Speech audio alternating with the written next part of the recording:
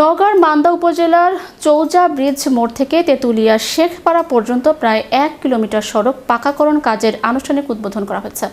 এতে নির্মাণ ব্যয় ধরা হয়েছে 1,05,88,000।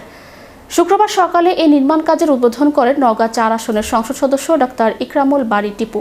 উদ্বোধন অনুষ্ঠানে উপস্থিত ছিলেন উপজেলা প্রকৌশলী আব্দুল কাদের, উপজেলা বিএনপি স্নেহ সহ-সভাপতি মোখলেসুর রহমান মুকে, তেঁতুলিয়া ইউনিয়ন পরিষদের চেয়ারম্যান মোখলেসুর রহমান কামরুল, বিএনপি নেতা আখিরুজ্জামান সেলিম, উপজেলা শ্রমিক দলের সভাপতি মোজাম্মেল হক মুকুল, কালীগ্রাম দৌরাঙ্গী উচ্চ বিদ্যালয়ের প্রধান শিক্ষক আনিসুর রহমান এবং উপ সহকারী প্রকৌশলী শাহিন আলম। এ সময় স্থানীয় জনপ্রতিনিধি, রাজনৈতিক নেতৃবৃন্দ ও এলাকার গণ্যমান্য ব্যক্তিরা উপস্থিত ছিলেন। স্থানীয়রা জানান, দীর্ঘদিন ধরে সড়কটি চলাচলের অনুপযোগী ছিল। সড়ক পাকাকরণ কাজ সম্পন্ন হলে এলাকার মানুষের যাতায়াত ব্যবস্থা সহজ হবে এবং শিক্ষা, কৃষি ও ব্যবসা বাণিজ্যের ক্ষেত্রে ইতিবাচক প্রভাব পড়বে বলে তারা আশা প্রকাশ করেন। ভালো কাজ আমরা শুরু করতে যাচ্ছি। আপনারা জানেন যে এই রাস্তা প্রায় 1,05,00,000 টাকা ব্যয়ে আমরা 1 কিলোমিটার রাস্তা কাজ শুরু করতে যাচ্ছি।